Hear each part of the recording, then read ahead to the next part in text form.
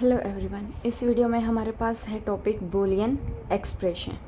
इसकी डेफिनेशन है सबसे पहले let x1 x2 xn be a set of n variables. हमारे पास एक सेट है n वेरिएबल्स का। A Boolean polynomial p x1 x2 xn in the variable x1 x2 xn is defined recursively as follows.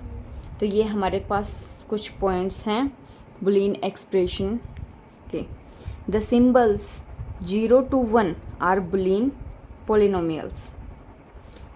x1 x2 xn are all Boolean polynomials. If p x1 x2 xn तक and q x1 up to xn are two Boolean polynomials, then show r। तो ये डिसकंजक्शन और conjunction के symbols में हम इन्हें लिख सकते हैं। फोर्थ पॉइंट है if p x1 x2 xn is a Boolean polynomial. अगर ये बुलियन पोलिनोमियल है तो हम इसका नेगेशन भी लिख सकते हैं। There are no boolean polynomial in the variable x1 x2 xn other than those obtained in accordance with rules 1 to 4। यानी कि ऐसा कोई भी पोलिनोमियल नहीं है जो हमारे पास इन 4 पॉइंट्स से बाहर लिखा जाए। ठीक है, नेक्स्ट है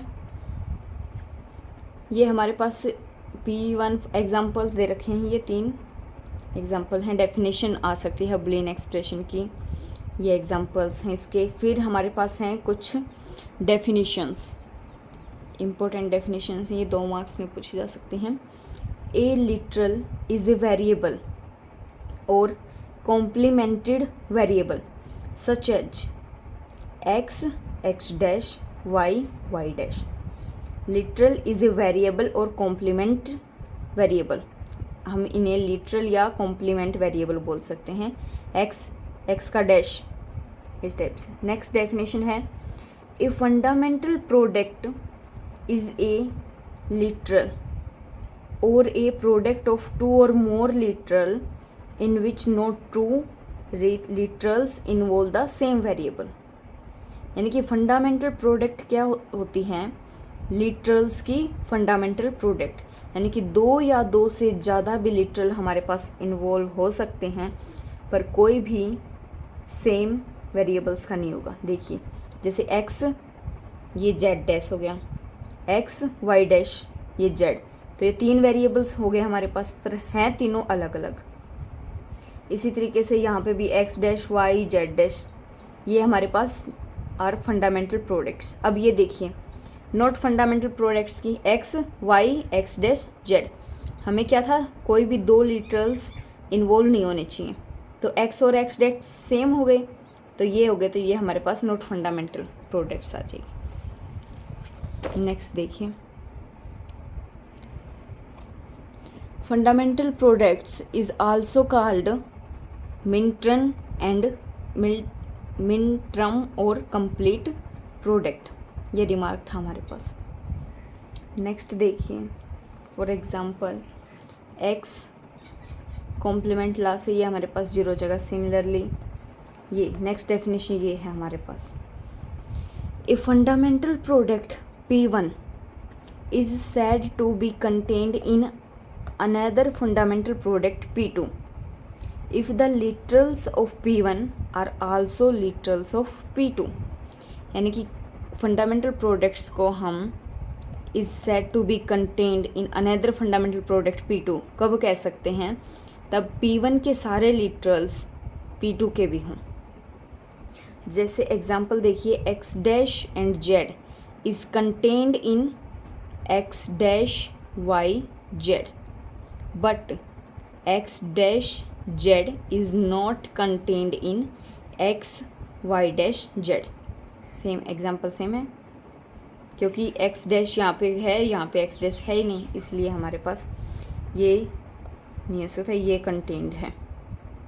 नेक्स्ट देखिए नेक्स्ट डेफिनेशन है हमारे पास a Boolean expression E is called a sum of product expression if E is a fundamental product or the sum of 2 or more fundamental products, none of which is contained in another, यानी कि boolean expression E is called a sum of product expression. कब होगा? जब दो या दो से ज़्यादा फंडामेंटल प्रोडक्ट्स की जाएं और कोई भी none of which is contained in, कोई भी आपस में कंटेंड ना करें। नेक्स्ट डेफिनेशन है two boolean expression P and Q are called equivalent या इक्वल। कब होंगे? तब one can be obtained from the other by a finite number of application of identities of a Boolean algebra। ठीक है, next definition देखिए, let E be any Boolean expression, a sum of product form of E is an equivalent Boolean sum of product expression। Example लेके चलते हैं हम E1 का x y z, यानी कि एक्स जेड डैश प्लस का y dash z plus का x y z dash. तो इसे हम कैसे प्रूफ करेंगे? देखिए,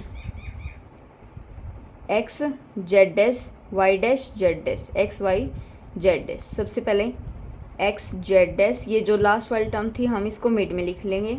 फिर ये वाली टर्म इसके अंदर कंटेंट कर रही है, तो x z dash x y z dash, तो ये वाली लिख देंगे हम एक्स जेड डैश और y dash z as it is, which is a sum of product from E1। आ गया हमारे पास। आज हम यहीं तक करते हैं, कल करेंगे हम 2.6 टॉपिक।